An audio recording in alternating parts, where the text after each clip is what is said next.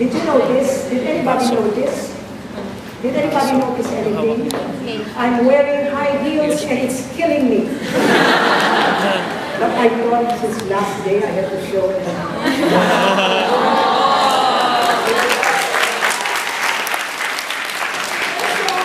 I have to pay for my vanity by sitting down. Because all right. Here's the deal. Whether you know it or not, or whether you realize it or not, you are leaders. I mean, not just future leaders. You are leaders now. Why do I say that? First, because you are the intellectual elite. You are creme de la creme. You are admitted into the University of the Philippines, Diliman, right? Which takes a lot of doing. And the University of the Philippines, Diliman, is the university that is the top university in the Philippines, bar none. So, just your say it, I come from UP Diliman, or I graduated from UP Diliman, gives you already stature which you do not realize you have. But people will look up to you not only because, one, you come from the university, but two, because you come from the university, you have to have something up here. Cannot be that you don't. If you failed in this class, it's not really our fault. It's your fault. Because you have what it takes to pass. And nobody's trying to make you fail, right? But excellence is not the only important thing that matters. Do you know what the university motto is? Who knows? Honor and excellence. Honor and excellence.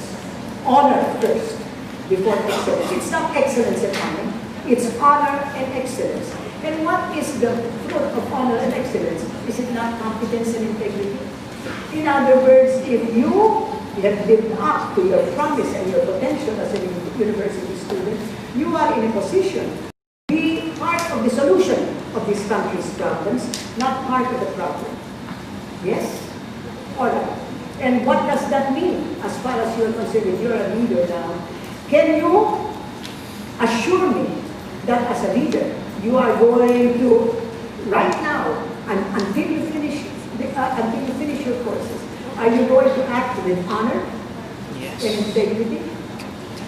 Because I'm going to tell you, class, you think cheating is something that is very, very unusual? It's very useful in the university, and this is what bothers me so much. Because you do not have to cheat. And cheating in the small things is going to lead to cheating in the large things. And all these people that you have contempt for, because they are corrupt, because they are cheating, are people who may have, in fact, been part of the university. As a matter of fact, if you think about it, that's, I keep on telling this because we are always so proud. UP tayo! Okay, I think 6 of the, I don't know, the majority of presidents of the Philippines came from UP. The majority of the courts of the Supreme Court Chief Justices come from UP. The majority of the speakers of the House are UP. The majority of the Senate President are UP. E saan tayo ngayon? If they were so good, why are we where we are now? And so you have to ask yourselves that. And part of the reason is because we have always looked at excellence and not looked at honor and integrity. And so I want you to pledge to me that up to this, when you are in the UP, please do not cheat. Because once you cheat, you are now no longer part of the solution anymore. You are going to be very much a part of the problem. Right, class? Okay, so now we've established that you are leaders.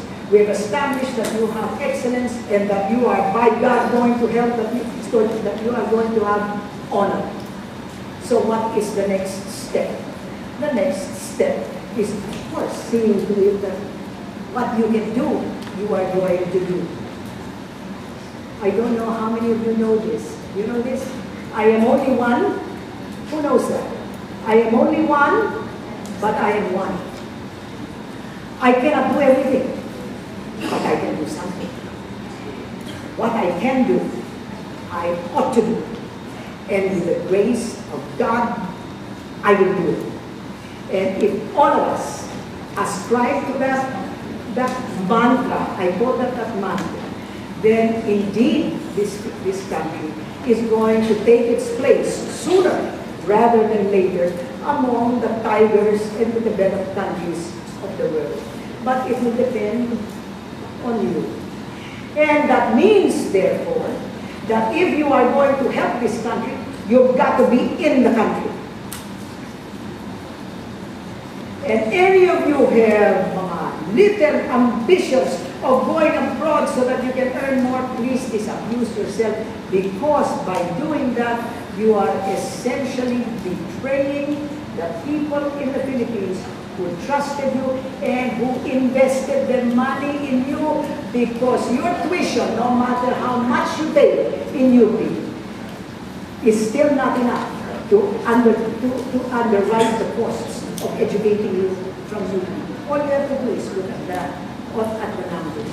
So all of you who are full cost, just compare what you would have paid in Ateneo or Lasal. That's full cost. You pay here, what? 1/2 of what Lasal or Ateneo, what you got? All right. And then, of course, there are the scholars, the ones who have the brains, but unfortunately come from families whose incomes do not allow the university make sure that there is going to be opportunities for those students. So if you turn your back on the country, if you turn your back on the Filipino people, what you are doing essentially is you are exacerbating the problem rather than helping in the solution. So if you insist on going abroad, at the very least, will you pay back the entire cost of your education in UP, plus interest? I mean it. You'd be surprised that all the members of the College of Medicine, practically the entire class goes to abroad. And nobody pays back. And then they give mga donation, $1,000 dito, $2,000 doon. Slap. Do you know how much it costs to educate you? To make you a doctor? And then you give $1,000, tapos may utang na loob pa ang university? Gago ba kayo?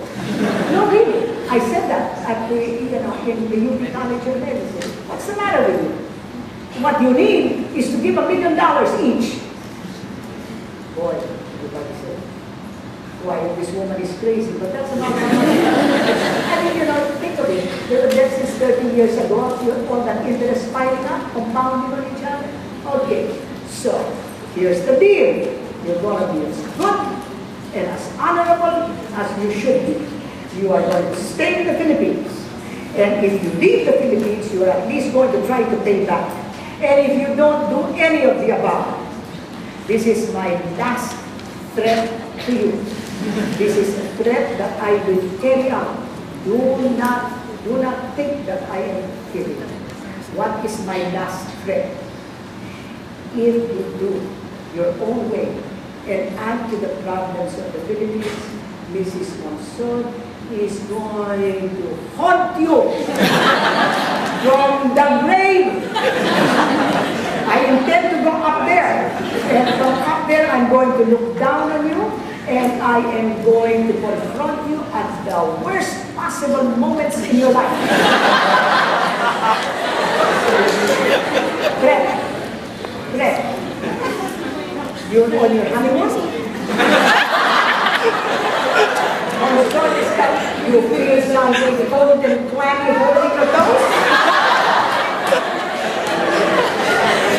That is Mrs. Monson telling you that you have let the Philippines down and you have let her down. And I'm going to tell you something else. Once that happens, you are going to lose all your sexual urges during that.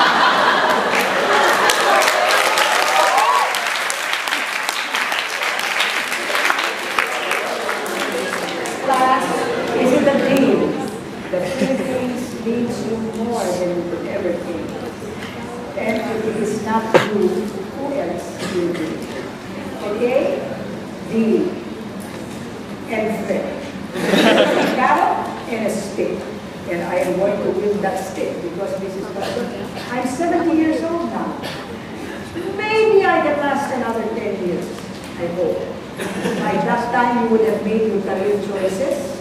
By that time, I'm fresh out of this world, waiting to get back at you. Dear class, God bless you and God bless the Philippines.